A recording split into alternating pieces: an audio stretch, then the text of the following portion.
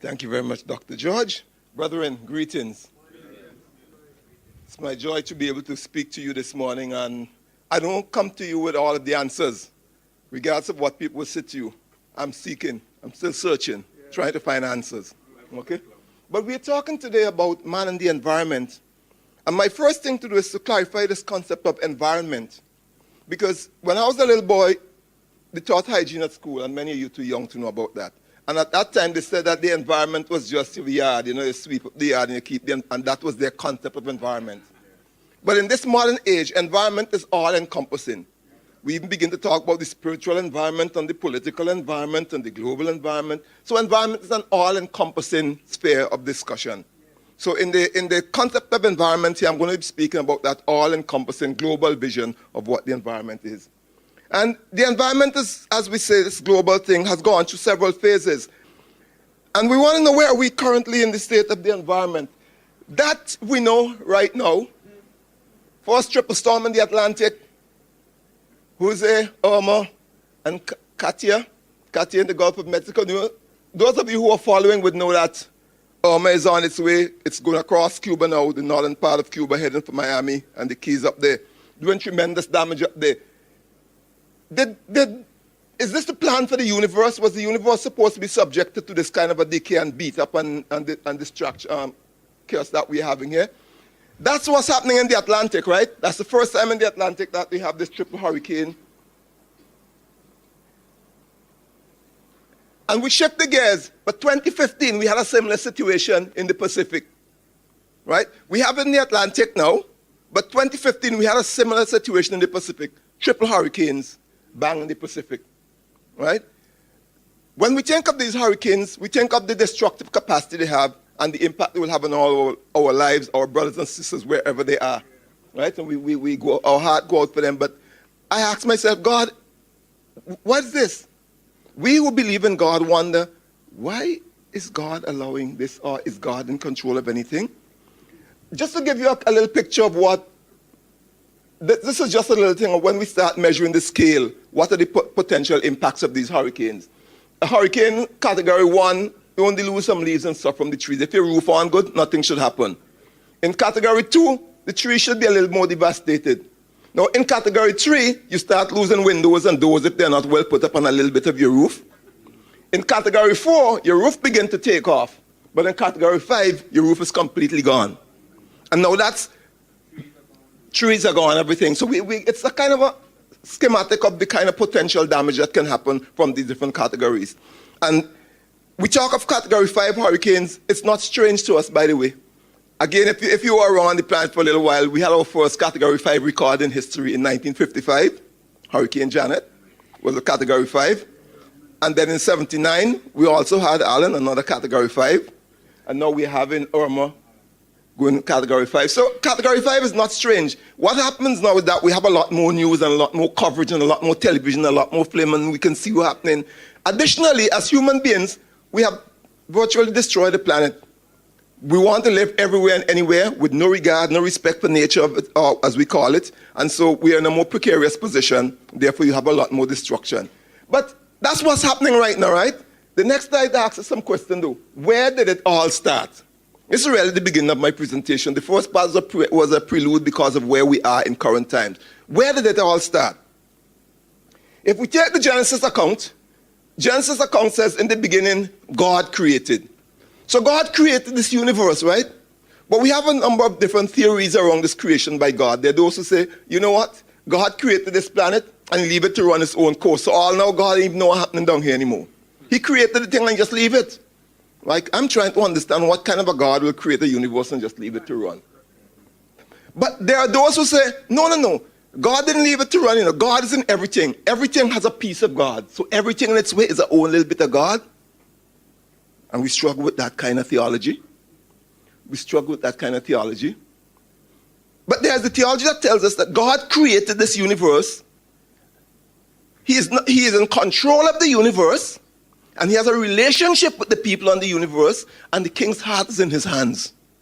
Now, that's the kind of God I want to talk to you about, and that's the creator I'm talking about. So when we say God created, we are thinking of a universe where a supreme God created, loves, and cares for He said, love and care for and Katrina going up there, and Iris and whoever going up, and we have a loving God. But why did this happen then? There are those who tell us that God didn't create anything. Stop worrying about that. There was a big bang that happened some 13.7 billion years ago. There was this body of gas that was heated extensively, and like a balloon, it just exploded, and all the bits and pieces scattered all around. So we have planets all over the place now, right? That's a theory. But whatever form it was, I want us to take note of the last point on that slide. It says that there was no rain and there was no man on the earth at one point. Genesis 2:5. There was a time when there was a planet Earth and there was no rain, there was no man. If there was no rain, that tells us that there was no hurricanes, right? That tells us there was going to be no catastrophic floods. There was no hurricane, there was no rain, there was no man. But God decided he's going to change things. This loving God created man. Was he lonely? Why did God create man? Was he lonely so he needed some company? I mean, most of us don't want to go home to an empty house. I can't deal with an empty house. Can't handle that, friend. Right? So most men don't want to be in an empty house. Was God lonely? Why did he create us? Did God need affection? Did he need somebody to come rub his head or rub his back? So, you have to make some human beings so they could stroke his ego from time to time, say hallelujah to him, make him feel good. Is that what we do? We come in and say, hallelujah, man, hallelujah. God say, feel good now? Is that what we're up to? It's a challenge, right? God created man to have dominion. When he created man, his intention was that man will have dominion. And the dominion was not limited to the fish and the birds. I want us to get that. The dominion that God gave us was not limited to the fish and the bird. It was a dominion that was supposed to subdue the earth and all that is on it. Right? But at that point, at creation, there was no evil, neither in the nature or in the environment of man. So there was a time when there was a planet Earth in which there was no evil, neither in the thoughts nor in the actions of man. And so there was no hurricane, there was no armor, there was no nothing like that sort. They were then enjoying God's great creation. It was perfect. When God looked at it, he said, man, that was good. That's when he made the animals. But when he made man, he didn't say that was good, He said that was very good. So God put the very good man on a perfect land. And what did he say to him? Take charge of that garden. Manage it. It is your obligation to take charge of it. So he created man, and he created man in his own image. What does it mean to be created in God's image? When we talk about being created in God's image, we're talking about created with that harmonious interpersonal relationship. John 17, I remember when Philip says to Jesus, show us the Father, and that will suffice us. Jesus is telling us a whole lot of things. That's too heavy for me. Just show me the Father, and I'm going to live with that. And Jesus says, Philip, what happened? He means, so long I've been with you. So long, and you still don't understand? I am the Father one. So there's that interpersonal relationship with the Son, the Father, and the Holy Spirit. And God, when he created man, he created that same kind of interpersonal relationship. Not exactly as it is with the Father, but an approach to that. So he gives man a wife. He put man to sleep and he takes the wife out of the man. And then he brings her back to the man.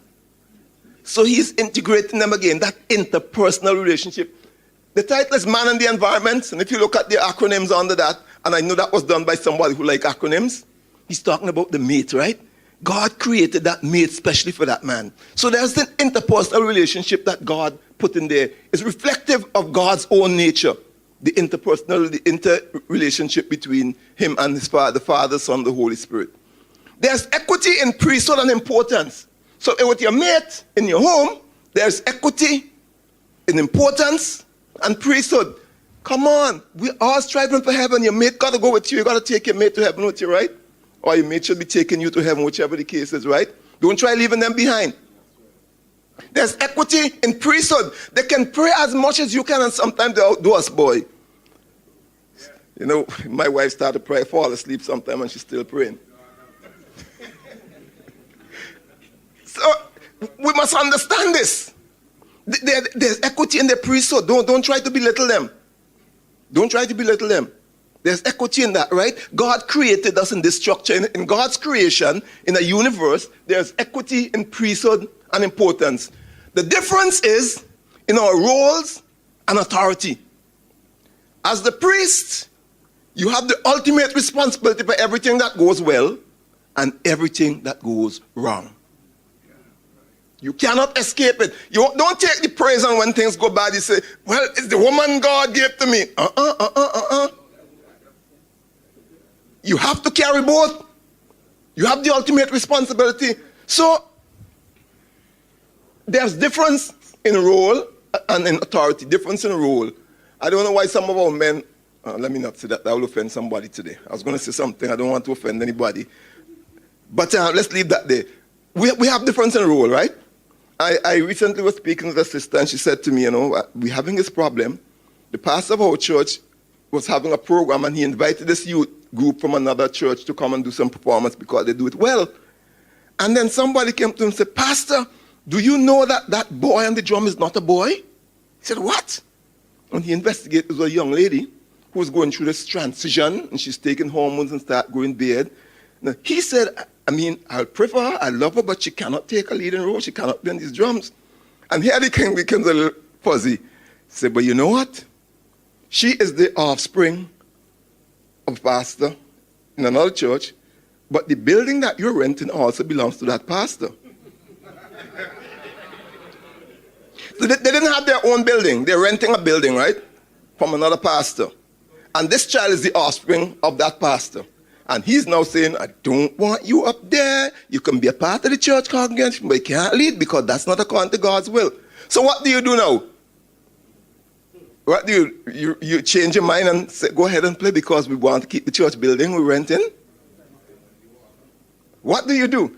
Brethren, when you are called of God, you walk God's line. You don't listen to any other voice. If it's wrong, it's wrong. If it's wrong at 6 o'clock in the morning, it's wrong 6 o'clock in the evening. Hello? Your transvestite or any kind of transition, you cannot lead in the house of God. You have to be transformed, not transition. So it cannot transform, you can't lead. And no matter if we have to go outside in the street and do the meeting, we can do that. You're not going to do it. We need to have some stands, right? So this difference in authority and difference in role, we must respect that. God created it with that way, right? We live with that. In 1 Corinthians 11:9, the word reminded us that God created the woman for the man. And sometimes we miss that. Sometimes we miss that. Now, he didn't tell us that the woman is supposed to be a footstool or somebody we disrespect or somebody we ill-treat. But she was created for us. God created the universe, created the earth, and then he said, man, this earth is so great, I'm going to put you in this garden. He created the earth and then he put man in there. So he created the earth for man. But then he also created the woman for the man. Man, do you understand your authority now? Do you understand that you are responsible for the woman and the environment? The atmosphere in the home? The environment starts to get stormy. Who's responsible? We're talking about man and the environment, right? Let's don't lose focus. In responding to this, we have I recently saw a document from the University of the West Indies where the Department of Gender Affairs and this woman just wrote a document entitled The Gender Journey. Actually, when I realized that she's actually copied some ideas from the United Nations, and I worked for the United Nations for some 10 years, and one of the things you have to do is constant training. And one of the training programs is the document called The Gender Journey. What they're actually pushing in that is the equity of women. If two of you apply for a job today, both of you equally qualified, and one is a male and the other is a female, it's a UN job, the female gets the job. No question. If 5 of you apply, and you're more qualified, or let's put it another way, if 2 of you apply and you're more qualified than that woman, but she happens to be the mother in a single family, a single-headed household, where she's the only breadwinner, you know she gets the job. The UN have some strange concoction because they have pushed women in a position that's outside of God's norm. Now, there's some places where this makes sense. There's a South American country, probably before I miss the name, but let me just say a country, that the situation was, if a man rapes a woman, he only has to be out of circulation for 7 days. If you don't catch him within 7 days and you're not prosecuted within 7 days, the case goes out. Now you understand that. In some other parts of the universe, a man has 2 wives and they're like his property, like his horse or his donkey, right? His property. Those kind of issues require the address of the gender journey. But in our Vincentian context, where the majority of our teachers are female, most of our PSs are female, we have politicians and female, we have the females in the pulpit. Where's the gender journey issue? And sometimes we lose the balance. And this environmental thing becomes out of control, and we're not sure where the line is. The issue of gender journey has a place where cultures are still twisted towards men treating women as like second class. Understanding that God created them equal in priesthood and importance, right? But when we have a society that has modernized itself and has come to the place where we treat them with the respect they deserve, then we need to give them the level they deserve and not try to let them strive above us. There are some societies where women now begin to feel we must have women power and we have to be dominant over the men. In our Vincentian context, I hasten to say I think we have lost our young men. We have found the women, but we have lost our young men. And so pastors and brothers and leaders, we have a job to do to find those young men.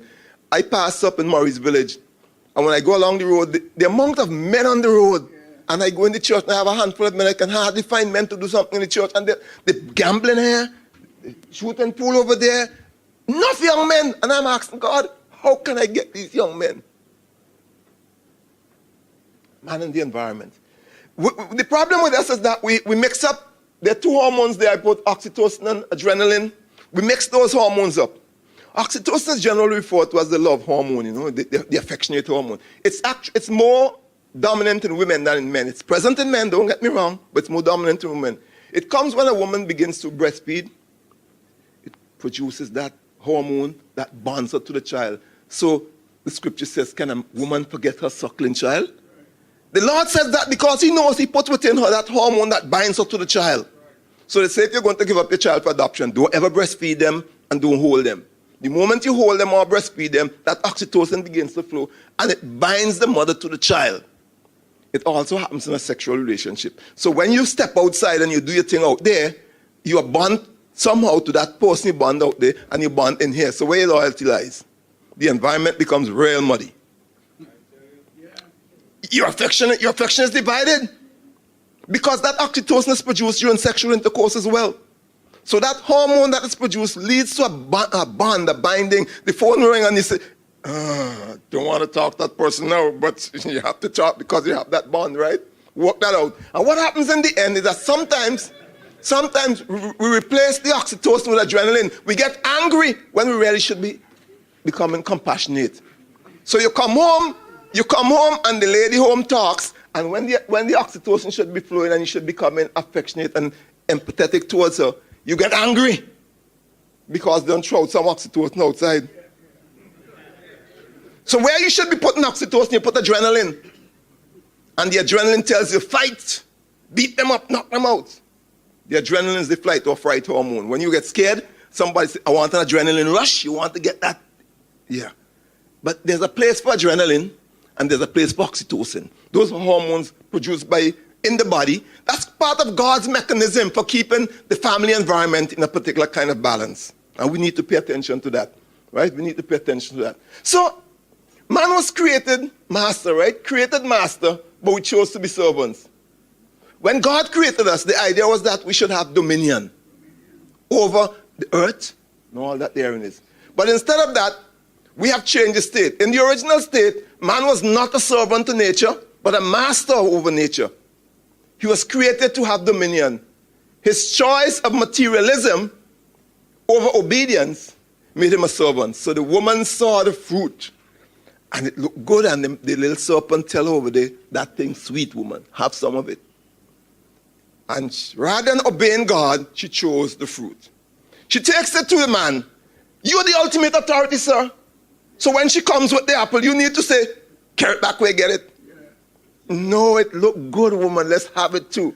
So they both chose materialism, material things, over the obedience to God. And once you chose materialism over obedience, you have lost your dominance. Yeah. So, Mr. Lion, You cannot row without any dominance. Can't row without dominance. So we lose that, right? What we do next?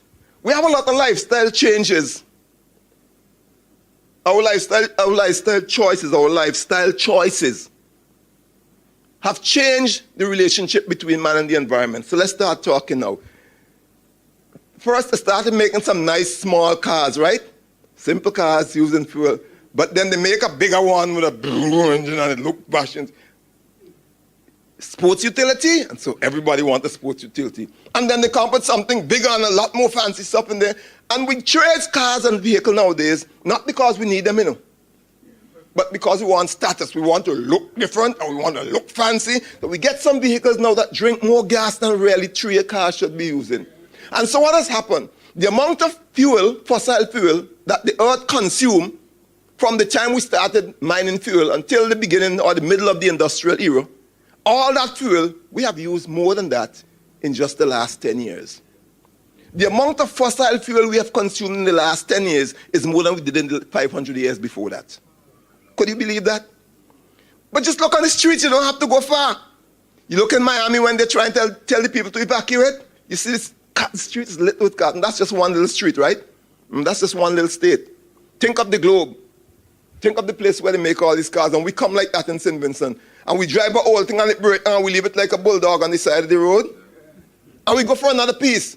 And the roads are now coming chock. There's some little roads you're driving to get there and you can hardly pass because they're lined with all kinds of things.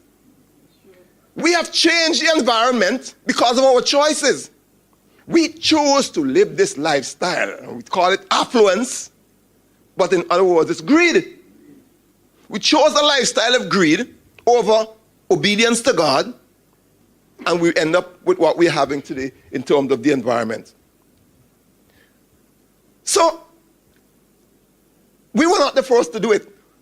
We started talking about our good friend who introduced metal and start doing metal work. And we had Seth and those guys start building industries and start building cities. Man chose. Let me shift this one. What do Vincentians fear most now in terms of natural disaster? Rain. Anytime the rain set up, Vincentians suddenly get scared. It's no makeup, you know that. The time it gets dark over there, you hear a warning, they start to send home the children, close the thing, get out. Go open the shelter. Why? We have created for ourselves a monster in terms of the environment, the way we've treated it. Out of greed, we build houses on big hills, we cover this big place with galvanized, and then we concrete the whole area around, so water has no place to enter the soil. But we don't make any drains right either. No drains to collect the water. So we put a big house on a hill, bulldoze the trees, clear up the thing, make no drains. When the rain starts falling, what do you think is going to happen? All of that water that should have gone into the soil, it has no drains, it has no place to enter the soil, it's going to come down that hill. So when it comes down the hill, what happens? Yes, it comes down and the road becomes a drain because the road is probably the only place the water can find to go, the easiest place. Water, like electricity, looks for the line of least resistance, the easiest way out. And if you are the easiest way out, it will take you out. So we have all these landslides and floods around St. Vincent, primarily because we failed to develop in the right way. We have not paid attention to what we're supposed to be paying attention to, the drains, the roadways, the size of structures. Nobody pay attention. So lifestyle choices have changed our relationship between the environment. In the early days, God saw the wickedness of man was great on the earth. So because the wickedness of man was great on the earth, what happened? God said, I'm going to destroy this earth. So what he did? Send the flood. Remember, it didn't rain on the earth before. But suddenly you have rain and you have floods. And you have the earth being destroyed. Because man chose a lifestyle that's contrary to what God's plan is. We're so greedy now. I want to have 5 vehicles parked up in my yard. I could only drive 1. Yeah. I know a friend who told me he had probably about 10. I kid you not, they're not rentals. They're not rentals. Right? So we pack up all of these things around the place, and then we worry about the heat, and we say, oh boy, it's hot. Did you ever stop to think, why is it so hot around us? Is it that the sun got closer to the earth? God fixed these things on a definite apart, distance from each other. So the sun has not gotten any closer to the earth than it did before. So why are we getting so much more heat? Okay, so we have all the answers. Global warming, resulting from all the trees we cut, resulting from all the fossil fuel we're burning and the heat not escaping, resulting from all the metal structures, resulting from all these concrete walls we build up. If you close up this building and come in here in the middle of the day or 2 o'clock in the afternoon, you'll see the difference. It feels nice now because we're pumping some air in it, but that air we're doing there, we're burning electricity to do that. The electricity is resulting in fossil fuel being burned at the power station to generate electricity. So while we're cooling here, we're kicking out the heat somewhere else. You know how hurricanes are formed, those hurricanes we're looking at? The ocean temperature must get above 82 degrees before you start having the formation of a hurricane. So think of how much heat we throw out there in the oceans. Think of how much heat is out there in the atmosphere and all the heat we produce. And we wonder what happens to it next. So we have environmental decay, right? The environment is decaying. And so we want to do something to it. Consumerism, we know that. You know, we want too much. People buy houses in a Vincentian context. Christmas coming up. I want a new fridge, I want a new stove, I want a new mattress, I want new curtains. What happened to the ones up there already? Oh, well, we had them for 2 years or a year and they didn't look good. Burn them. And we do that a lot, burn things. And each time we burn them, we release more heat into the atmosphere, more carbon dioxide into the atmosphere, more pollutants into the atmosphere. But we continue this throwaway mentality, this consumerism. We're consuming more of the Earth's natural resource than we really need. So today, they're concerned, will the world be able to support its population 20 years from now? There wouldn't be enough food because we're building all the places. Look at St. Vincent. We're turning everywhere into housing. If you drive into the country, the windward side of the island, when you get up to Union, areas that used to be prime banana estate, what happened to them now? Houses. So what are the people going to eat? You put houses where food used to grow. What are they going to eat? I asked that to one person recently. They said, we'll import food. So I said, well, where would you get the money to pay for the food? Because we don't have any oil or anything. Where would we get the money to import the food? Tourism? Tourism is a fallacy. Really? You think tourism really makes the money that runs this country? Examine it. I'm not going to give you any more on that. Examine it yourself. And with Cuba opening up, friends, nobody coming to St. Vincent if Cuba open up fully. Who want to go see Cuba? Been locked up too long. Everybody want to see what's in there. But apart from all of that, the consumerism, the amount of things we're consuming, we're polluting the environment at a level that we cannot understand. We're destroying the environment rapidly. And a few days ago, I had to look at my own contribution to all of this, and I had to stop. So I had a little conversation in my own family setting. I live close to a little stream. And when I went there to live about 15 years ago, almost every day people used to go to that stream catching crayfish. Easter time, not people in that thing catching crayfish. But the crayfish population start diminishing. And for us, we're thinking there's too many people catching them out, right? I had to stop for a while and think, go back and think it over. Now, we have a lot of dogs. And so, you know, once you have a lot of dogs, you can start smelling, right? So you have to wash this yard frequently. So I catch water from the rain, so I don't use CWSA water to do that. I wash down the yard every time because it comes collecting rainwater, doing rainwater harvesting. But you don't just put water alone on the yard because the stench wouldn't go. Yes, the chlorine on the pavement green because the urine from the dogs, the feces on the pavement, nitrates, get green very fast. So how you get rid of the green? Chlorine or Clorox? Clorox, just pour some Clorox on the pavement, take care of the moss, wash it down. But where's all of that going? In the little stream below, so Reynold, you are responsible for the diminution of that crayfish in the river. Guilty as charged. I pulled myself up and realized that I was partially responsible for the destruction of that river. Now, all of you nice people, you don't destroy anything, right? Keep it that way. Just Reynold. Just keep it that way. So what are you going to do about that? Oh, I've already started to do something about that.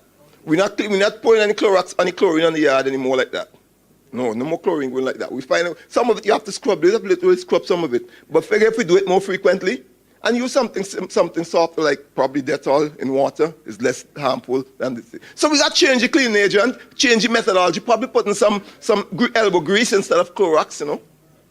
You have to do something. Now you say you putting me into money expense, now I'll go hire the power wash. And then the power wash break up my pavements and that's a lot. Now by the way, the what? All right, wonderful. You know what you're doing? You're trying to find some solutions. And the world realized that, you know. So we have these problems, right? We have global warming. We're talking about all the heat and the carbon dioxide. The carbon dioxide forming this umbrella sheet over the earth, preventing the heat from escaping. So global warming comes up and we're having all these hurricanes because of global warming. We have the challenges with getting clean water, fresh water, natural foods. Everything is GMOs now, genetically modified things. So we're going to move the genes out of some organism, put into another one to multiply the production so the food go more. And you can sweet corn that cook easy. How can a corn suddenly become sweet and cook so quickly? Check it out. Genetically modified. And how can we get a chicken in 6 weeks weighing 10 pounds? You know, we grew up with the yard fowl. You feed in the yard fowl for 2 years and it can't get 2 pounds, right? But hear what? Yardy was sweet and safe and more healthy. Yardy was real meat. Yardy was more meat, was real meat. What you get now is a lot of chemical, genetically modified products. Oh Lord, no, we don't go down that one today. We come back to but we have all these mad things that are happening, right? We're talking about man and the environment and our role in saving each other, right? So, population growth, we believe we could beat everything, right? So the Chinese, a couple of years ago, realized that their population was growing too fast. So they put in place this law that says families shouldn't have more than 2 children, right? Well, that was beautiful. It cut down on the population growth. But 40 years later, it's catching up with them. China population is diminishing. The larger part of the population is old. They have a very small young population and a very large old population. The pyramid not working that way. You can't be heavy at the top, not at the bottom. Right? Change the law again. You see, if we will follow God's instructions, if we will keep the environmental laws, if we'll stop sowing seeds all over the place and do it the right way, we wouldn't have a population problem, you know. I spoke to an elderly brother recently. He's about 73 years old. He says, Pastor, I have 12 children, 6 different mothers. Not me. Is that what God wants us to do? If we do the right thing, have our children in our house and maintaining them, will we generally have 12 and 15 of them? Very unlikely. And then we wouldn't have to fight the problem of population growth. But it's the unrestrained recklessness of our society and the all-embracing, oh, the girl 4 times, that's what we put you down here to do. Parents are responsible largely for a lot of these things we're having. But population growth, okay? I know we don't have all this, so let me move on from that. The last one there, the nukes, well, you know about that, right? That's the nuclear warheads. They said there are approximately 15,000 of these nuclear warheads in store. Approximately, not precise. That's where Kim and Donald having the little exchange. And while they're exchanging and threatening each other, the Japanese woman crying at 8-year-old woman, please don't do it. I was there. I saw people burn alive and the skin falling off. Don't do it. Came out there saying, I'm going to try another one. And Donald there tweeting like a little high school kid, everything me on the phone, rather than seriously considering the consequences. So Kim and Donald having this thing, but the whole world is at risk. Man and the environment, 2 men who are supposed to be balancing things, who are putting authority to balance things, what are they doing? They couldn't be bothered. Kim just tried out his hydrogen bomb on the ground. They said it was bigger than the one that was used in Hiroshima and Nagasaki. Now look at what happened in Hiroshima and Nagasaki. And you did something bigger than that on the ground. What is the earth doing? How is the earth responding? How is Mother Earth? We call her Mother Earth. How is Mother Earth behaving? What are we doing to the earth? That's the environment we're depending on to keep us right. Give me the next one. So how are we responding? We realize that we are messing up the world, right? So that we have to respond. So we put in place an institution called the United Nations. And the United Nations was supposed to prevent wars. When the United Nations came into being after the Second World War, the idea was that the nations will get together and talk and there will be no more wars. But a few years after 1945, half a century later, people start forgetting where they came from. Remember Nineveh? Nineveh was a terrible city, right? And the Lord sent Jonah, and the people repented. But 100 years later, they went back the same way, and Nahum came to talk to them, but it didn't matter what the Lord do. Let's think about it. The United Nations was supposed to prevent war.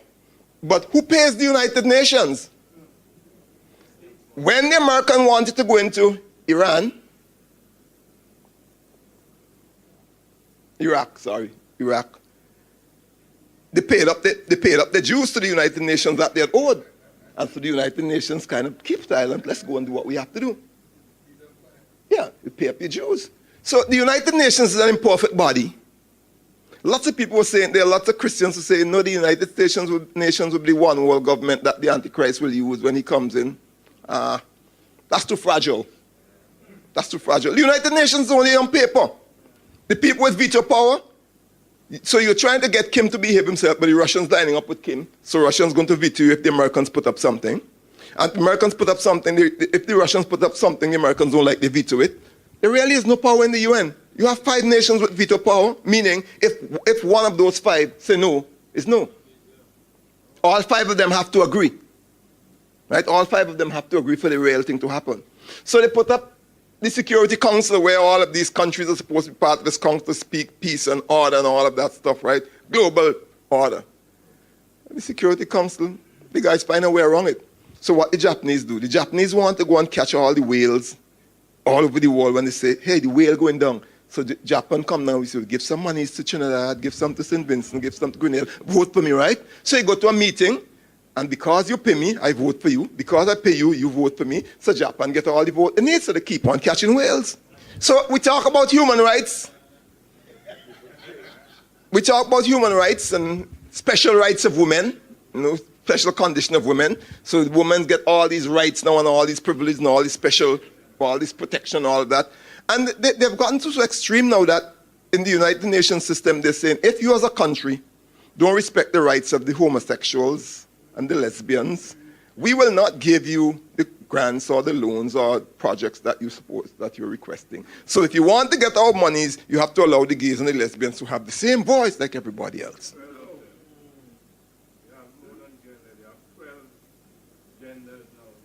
Okay, all right. You said there are 12 genders. I do know that one, my school and stuff. But I understand where the brother's going. Eh? The reality is that we have all these transvestites and all of these, I mean, whatever, all kinds of stuff. But all of these are agencies that the United Nations put in place to try to help the world to deal with the crises that develop, mainly the environmental problems, right? They have peacekeeping forces, and you send the peacekeeping force into Haiti, and the peacekeepers came from an area where they have cholera, and they bring the cholera to Haiti.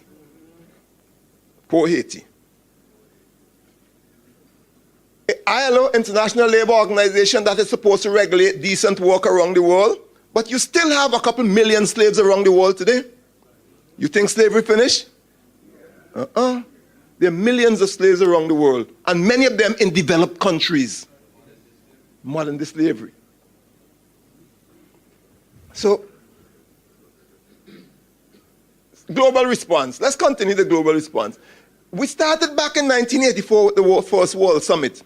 And then they realized, there are problems in the environment that the world is not paying attention to. So in 1992, they had this real big meeting in Rio. This Rio Summit in 1992. And at that meeting, they got together and they formed a host of laws and decisions. Right? They develop a lot of MEAs, multilateral environmental agreements. You'll see that on the next slide. On the next slide. 20 years later, in 2012, they went back to Rio to have another summit to review what had happened in the previous 20 years since the first meeting in 1992. And in 1992, they developed the Millennium Development Goals. And the Millennium Development Goals were a set of targets to address extreme poverty in many dimensions. Income, human health, diseases, lack of adequate shelter, exclusion, while promoting gender equity. Notice that gender equity in there. The United Nations is big on gender equity. Gender. Basically, it's not gender equity, it's women's rights. Gender equity actually means equality of the sexes, and which is okay with God. Because we are created equal in spirituality, in our mission, in our ministry.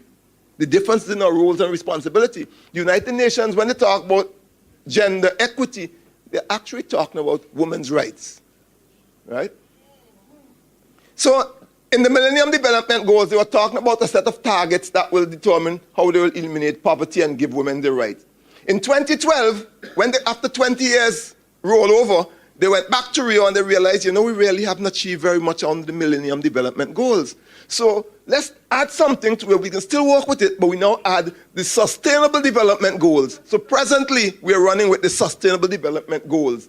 And this action is supposed to end poverty, protect the planet, and ensure that all people enjoy peace and prosperity. That was the basic, the summary of the outcome of the 2012 Global Summit. Now, look at the last line on that. We want to protect the planet and ensure that all people enjoy peace and prosperity. Does that look like anything we are seeing or hearing anyway?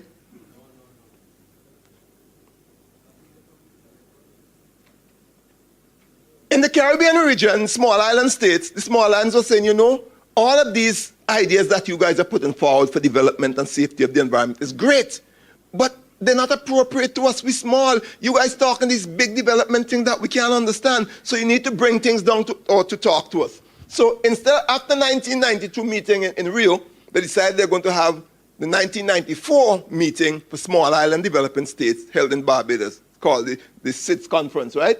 And out of the SIDS conference, they came up with the program of action, which were actually 21 decisions what they were going to undertake to help small island states to develop. The catch behind that is that was dependent on developed countries assisting them economically. That was dependent upon developed countries, Europe, United States, Canada, put in a certain amount of funds into it. And we got a thing came out, many of you might hear this expression, GEF, G-E-F, Global Environment Facility. What it actually says is that the developed countries agreed that they will put 0.01% of their GDP into a special fund to help the small countries. 0.01%. That sounds like a little bit of money, huh? But in reality, it would add up to a couple $2 billion if the developed countries actually pay their dues. The thing is, these guys don't pay into the country, to the fund. Some of them say, okay, we'll deal with the countries bilaterally. That means country to country. We're not putting it into the fund anymore. That fund was supposed to provide the needs of these countries, right? So the SIDS program of action was contingent upon the Global Environment Facility getting money to support the initiatives in these countries. For example, they would say to us in small countries, you have to reduce your carbon emissions because the carbon dioxide is what is causing this greenhouse gas and heating up the atmosphere. So we need to reduce our carbon emission. How do we reduce our carbon emissions? Okay, stop the people from using wood fire. Stop. Okay, so we have to give them something else. What's the alternative? You're not giving them the monies or the wherewithal to address these things, right? So a lot of the requirements we are not able to meet, and they're not providing the funds to help us to do that. 20 years later, we went back to Samoa to review that, and we came up with, before 10 years later, they went to Mauritius, and they came up with the Mauritius Strategy for Implementation, MSI, which was actually agreeing to continue to implement the programs that went under SIDS. But SIDS really never did anything. It's still trying. We still talk about the SIDS program of action. 20 years later now, they got back to Mauritius, and they came up with the Samoa pathway. They're actually agreeing to maintain the program of action, the program of action that was done in Barbados, to extend it a little further, add more to it, expectations. What am I trying to do with all of this?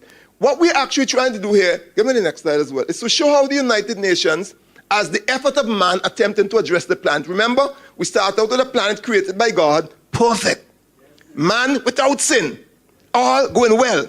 Suddenly, because of the greed of man, choosing materialism over obedience, the planet starts declining. The planet starts falling apart.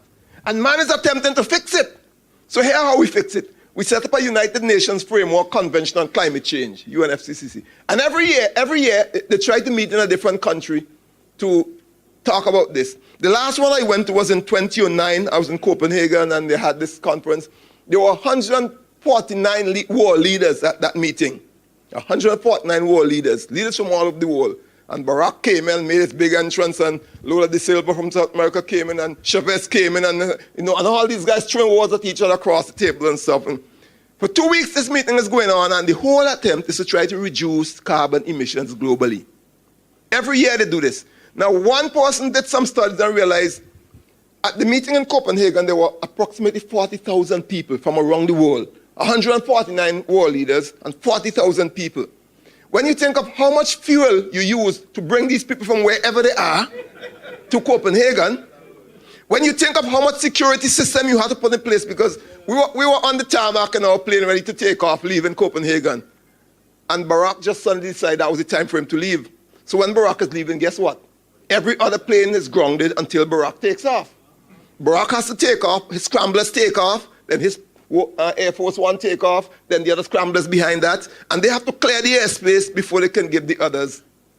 So we sit in our plane all this time waiting, and the plane just burning fuel and burning AC and keeping us comfortable because we have to sit until Barack takes off. And they do that for most of the big world leaders, right? When the Chinese leader taking off, same way. You have to wait until they clear out, they have to clear the airspace and all that.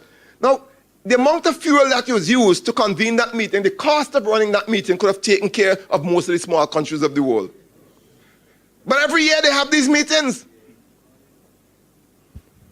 United Nations Framework Convention on Climate Change. And then there's the United Nations Convention on Biological Diversity. That's the idea of protecting endangered species. Right? You're protecting endangered species because, like the elephants, the tigers, you see them around the world killing elephants just to get their tusks, killing tigers, and So they're trying to protect these animals. They're saying, look, you're destroying these animals at a rate fast, and we understand what they're doing, so you're leaving nothing for your children. So we have to protect the animals. Then there's the United Nations Convention to Combat Desertification. That really started in Africa, where the Sahara Desert was expanding rapidly. Areas like the Sahel was then becoming desertified. The desert was creeping up on the other lands. In Europe also, you had the desert creeping up on some places, taking in the land. So they were trying to prevent that. Then in small islands like the Caribbean, what they're actually doing is to help them to avoid land degradation, which deals with things like land slippage, droughts, and loss of productivity in agricultural lands. So that convention has taken on a wider scope, not just deserts, but lands that are losing productivity, right? So you go from that, and then there's the Montreal Protocol, the one that leads to the protection of the ozone layer. In our refrigerators and our cooling systems, we were using CFCs, and it was discovered that the CFCs, the chlorofluorocarbons, were the things that were actually breaking up the ozone layer. The ozone layer is a layer of oxygen over the Earth's surface, right? And that layer of oxygen serves a number of purposes. One, it keeps out the excess ultraviolet radiation from the sun from reaching the Earth.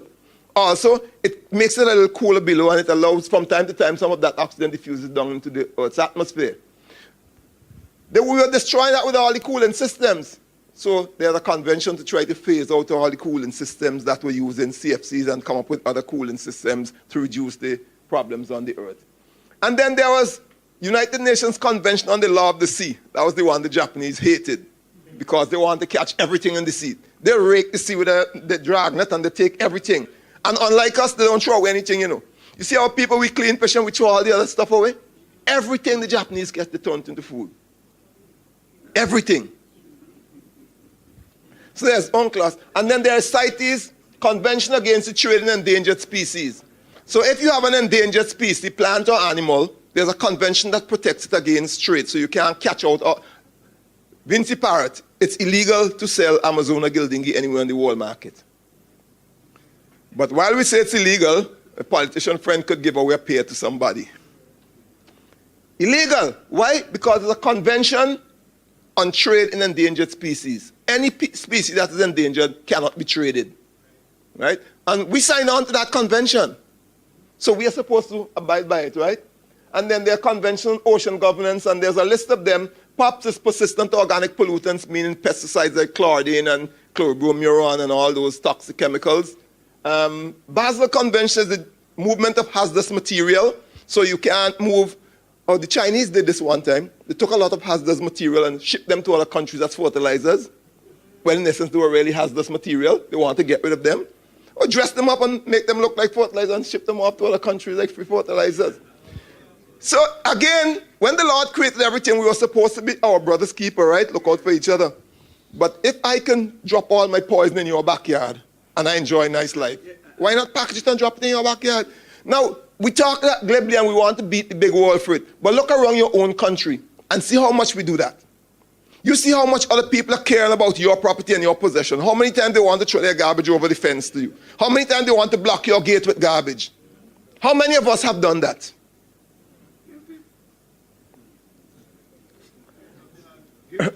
Ramadan convention, prior informed consent.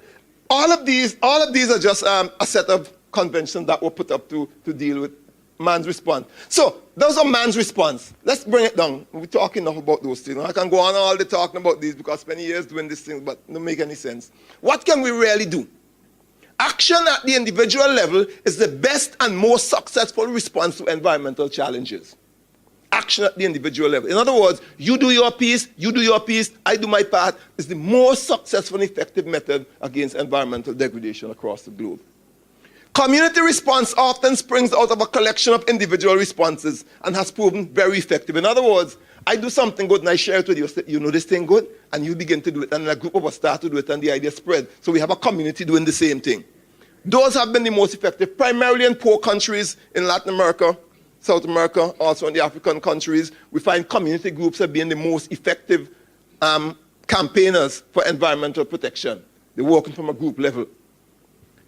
Global responses are most costly, least productive, and very slow, but generate good data to support individual and community action.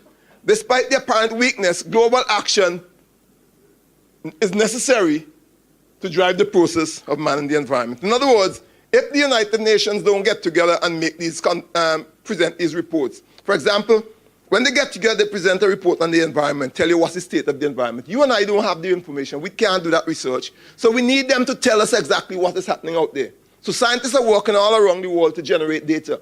That's how it comes to us, through the United Nations, right? So we are saying that although the most effective response to climate change and to environmental issues is through the individual action, we are saying that the global response is necessary in order to generate the information that we can use to act at the earth level.